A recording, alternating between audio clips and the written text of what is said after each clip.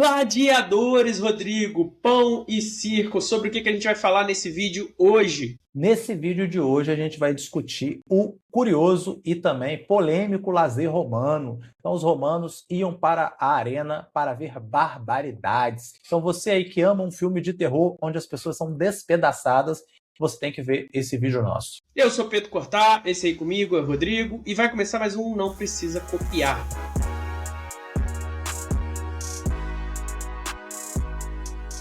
Ao voltarmos nossos olhos para Roma, a gente percebe que o Império se expandiu sobre as cidades gregas da Hélade, mas as cidades gregas não morreram. A forma de se relacionar delas se transferiu para uma forma de se relacionar entre os cidadãos livres do Império. Embora o Império fosse, na prática, uma autocracia, ele se legitimava sobre mitos entre um suposto equilíbrio político entre o imperador, príncipes, o Senado de Roma, que representava os patrícios, e o povo. E aí, mesmo no auge desse poder imperial que o Pedro está chamando a atenção, a propaganda oficial dizia o quê? As nossas conquistas, nossas decisões são todas em prol, em nome desses grupos citados pelo Pedro. E se você parar para pensar, a própria gênese da República Romana, ela tem ali a sua fundação nesses mitos, né, narrados ali por Lívio, que tinha a seguinte ideia, que a monarquia original havia sido derrubada com esse objetivo. Qual o objetivo?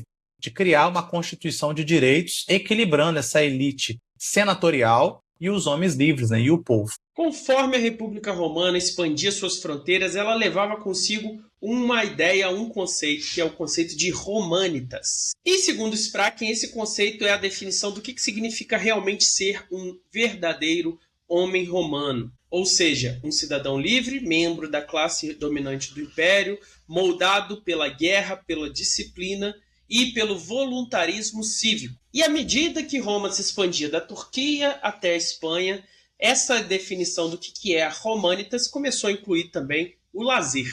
Por quê? Porque os homens livres, eles não eram homens romanos somente quando eles estavam fazendo guerra ou participando de debates públicos, mas também no seu tempo livre. Conforme eles participavam assistindo jogos, ou iam se engajar em leituras filosóficas e estudos filosóficos, ou mesmo jantando com opulência em grandes banquetes, isso tudo significava que eles faziam parte de uma elite romana. E o mais interessante, Pedro Cortá, é que os arqueólogos perceberam o seguinte, ali em Ribchester, não sei se a pronúncia está correta aí, você me corrige.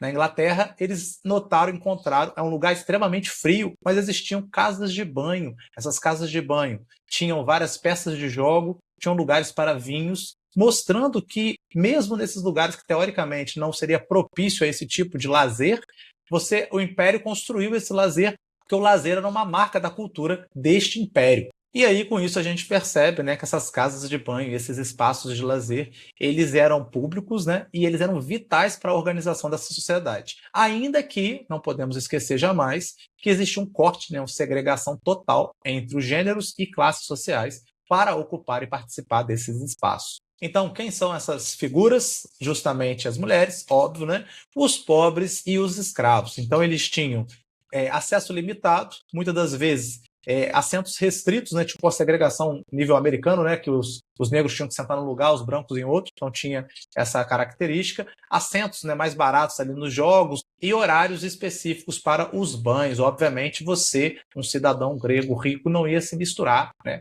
com a ralé. De toda forma, essa cultura urbana, essa cultura do Império, ela era ali coletivizada com todos os seus membros, apesar de todas essas segregações e separações. Um outro exemplo arqueológico é Pompeia, preservada pelas cinzas do vulcão Vesúvio.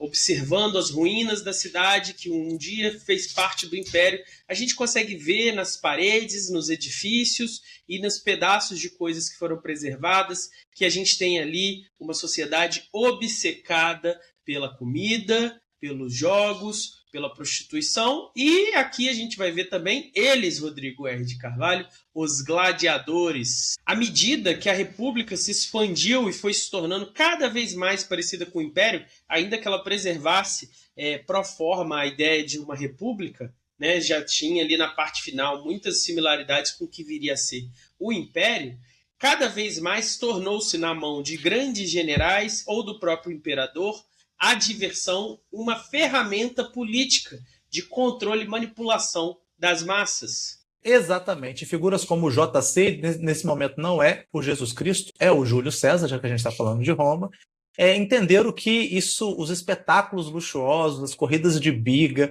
o combate de gladiadores, era uma parada, uma estratégia maneira de você ganhar o favor popular, de você manipular aquele povo que estava ali. Depois isso fica famoso com aquele termo, né, pão e circo, né, Pedro? Que justamente, eu não sei se a origem é essa, mas é essa a perspectiva, né? O circo é o espetáculo e o pão é porque geralmente se distribuía pão nesses espetáculos, né? Não sei se nos gladiadores tinha essa... A frase original é panem et circenses, eu acho. Então eu acho que deve ser dos romanos, sim. Isso se tornou tão forte assim na concepção do César que ele ordenou que gladiadores famosos, né, que davam um espetáculo e que a população amava eles, não fossem executados, mesmo perdendo, e incentivou os senadores e as pessoas ricas ali a treinar seus próprios lutadores em casas particulares. A gente acompanha um pouco isso na série magnífica Espartacus, né, Pedro? Que é um romano endinheirado que tem como é que chama? Um ludem? É isso que é o nome do bagulho? Que treina os gladiadores para o espetáculo e para a honra de sua casa. Então, essa coisa do gladiador, esse espetáculo do gladiador se tornou um ícone supremo do lazer romano. Então, você ir para o Coliseu, ver a briga de gladiadores, era esse momento ápice do lazer de Roma.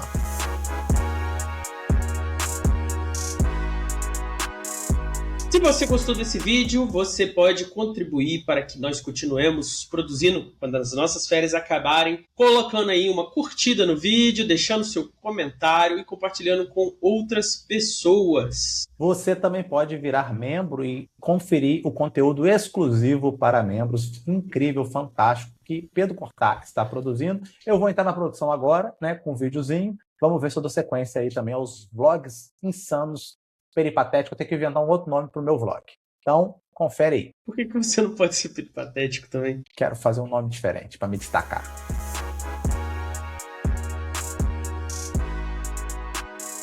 E o Spraque insiste aqui também no Império Romano em traçar paralelos dos gladiadores com os desportistas contemporâneos. Nós temos aqui treinamento intenso, nós temos aqui apostas generalizadas, aí as bets, Rodrigo, fazendo escola desde o Império Romano, e nós temos uma divisão entre a massa das pessoas que consomem e uma elite que fingia certo desdém, né? Então aquela pessoa que fala assim, eu não gosto de futebol, eu tô acima dessas coisas, eu vou ler um livro agora na final da Copa, né, esse ano.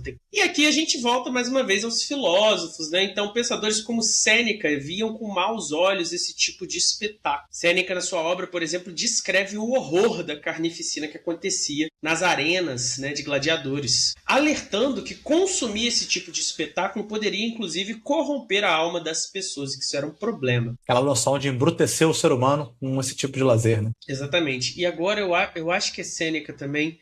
Tem uma passagem que ele descreve sobre a morte de um gladiador, falando assim desse drama entre a liberdade e a violência. Muito bonito. Mas, apesar dos filósofos poderem ter essa avaliação sobre os jogos, a mentalidade romana média achava muito bom, muito maravilhoso, muito fantástico, porque ela tinha uma lógica mais utilitária, né?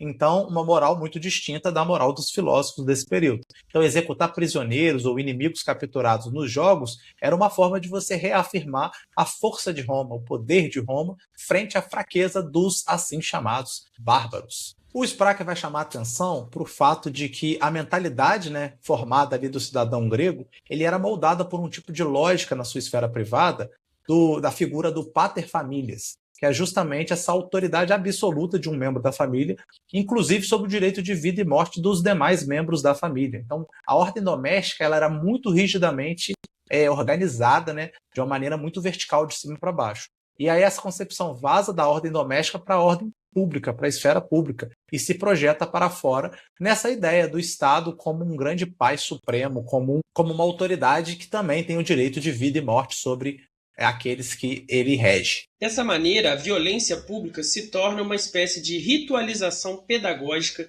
daquilo que o Estado queria transparecer.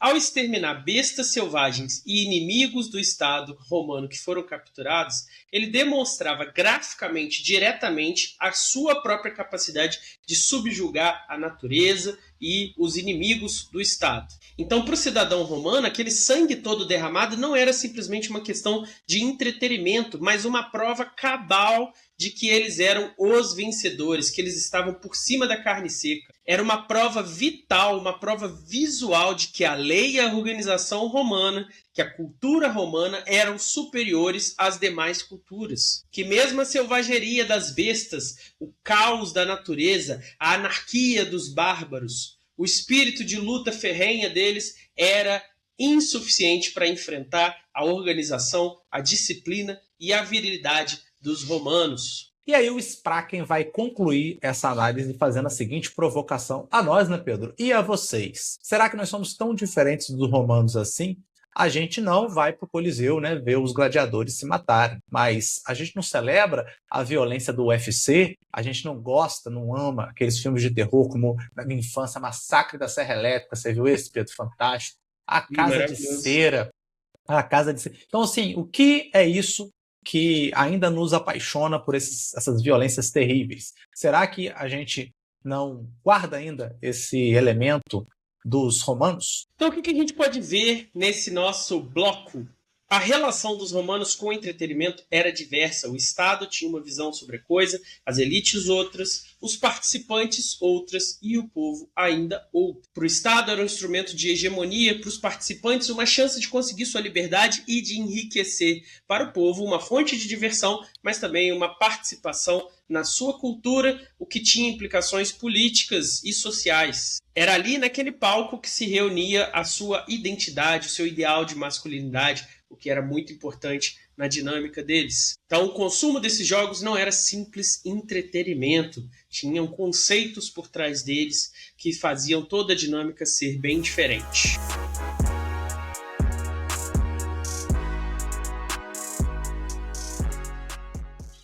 Então, a pergunta desse vídeo só pode ser uma, Rodrigo. Você se diverte? Você se diverte? Com o que você se diverte? Né? Que a gente vai saber se você está perto dos romanos ou de Sócrates. Se você gostou desse vídeo tanto quanto você gostou do filme Gladiador, você pode ajudar esse canal compartilhando o nosso vídeo e se tornando membro do canal.